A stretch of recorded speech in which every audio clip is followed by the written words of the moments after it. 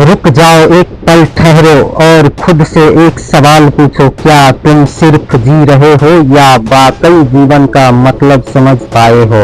ये जो सांसें चल रही है ये कोई गारंटी नहीं आज है कल मिट्टी में मिल जाएगा। पर सोचो, इस अनमोल जीवन से अब तक हासिल क्या किया? करोड़ों आत्माएं 84 लाख योनियों में भटक रही है, लेकिन हम सबको इंसान बनाया गया है एक मकसद के लिए। क्यों मनुष्य जीवन अत्यंत दुर्लभ है, एक चेतावनी जो आत्मा को झकझोर देगी। कल्पना कीजिए, एक पवित्र आत्मा थी जो किसी सतलोक में नहीं बल्कि वास्तविक लोक सतलोक में विचरण कर रही थी, जहाँ न जन्म था, न मृत्यु, न रोग, न शोक, बस था तो परम सुख, शांति और परम प्रेम। लेकिन उस काल निरंजन ने एक भूल कर दी, एक छोटी सी इच्छा स्वतंत्र होने की, और उस एक क्षण में हम सबको खींच लाया काल की माया जाल में, जहाँ हर सुख क्षणिक है, हर संबंध स्वार्थ से भरा है और हर जीव मृत्यु से बंधा है। सतगुरु कबीर साहब जी कहते हैं, यह संसार कोई उपवन नहीं, एक विशाल जेल है, काल ब्रह्म की जेल, जहाँ आत्मा को 84 लाख योनियों में भटकना पड़ता है। पर क्या आपने कभी सोचा है, एक कुत्ता, एक बिल्ली,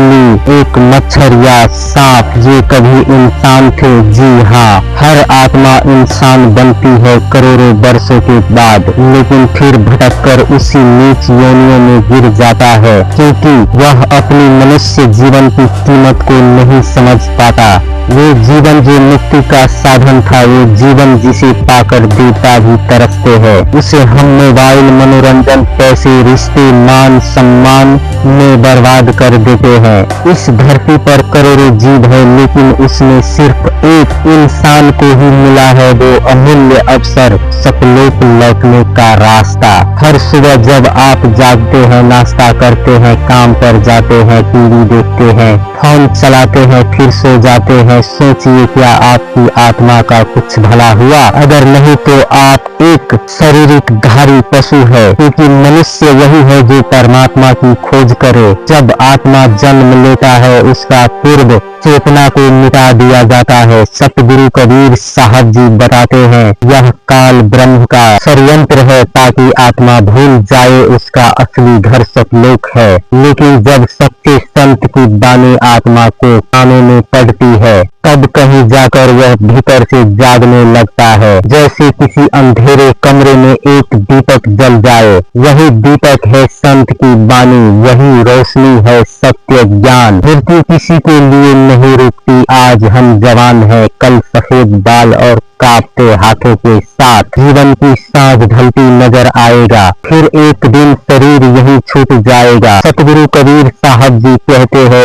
उस दिन ना नाम साथ जाएगा, न दौलत, ना रिश्ते साथ जाएंगे, तो सिर्फ अच्छे कर्म, सतनाम का सुमिरन। तो क्या आपने अपने जीवन में आत्मा के उद्धार का कोई उपाय किया है? वह परम धाम जहाँ न कोई कर्म बंधन है, ना काल है, ना जन्म, ना मृत्यु, जहाँ केवल परम सुख, प्रकाश, आनंद, प्रेम और शांति है। उस स्थान तक केवल एक द्वार जाता है, मनुष्य जीवन। यह जीवन एक लिफ्ट की तरह है, जो भक्ति करेगा वह ऊपर उठेगा, जो नहीं करेगा वह फिर से कीट पतंग पशु पंछी बनकर लौटेगा इस मृत्यु लोक में। कबीर साहब जी कहते हैं, ये जीवन अंतिम अवसर है। अगर तुमने इस जन्म में अच्छे कर्म, सतगुरु की भक्ति नहीं की, तो अगली बार शायद मनुष्य योनि भी ना मिले। क्या आप जानते हैं, आज जो कुत्ता है वही किसी जन्म में इंसान था, लेकिन उसने भक्ति नहीं की। वह मोह माया, पाप और अज्ञान में पड़ा रहा और अंत तक गिरते गिरते पशु बन गया। क्या आप भी वही दोहराना चाहते हैं? जीवन का उद्देश्य केवल मोक्ष पाना है। कर्म, व्रत, तीर्थ, पाखंड, हवन, यज्ञ, सतगुरु कबीर साहब जी कहते हैं, इन सब का कोई अर्थ नहीं जब तक आप सच्चे गुरु की शरण में नहीं जाते। सतगुरु की भक्ति और जीवों पे दया आत्मा को जगाए, वरना दूर हो जाएगा। अगर आप यह ज्ञान आज सुन रहे हैं, तो समझ लीजिए आप करोड़ों जन्मों के पुण्य से इस मोड़ तक पहुँचे हैं। पर अगर आपने इसे अनदेखा किया तो अगली बार कब मौका मिलेगा ये कोई नहीं जानता।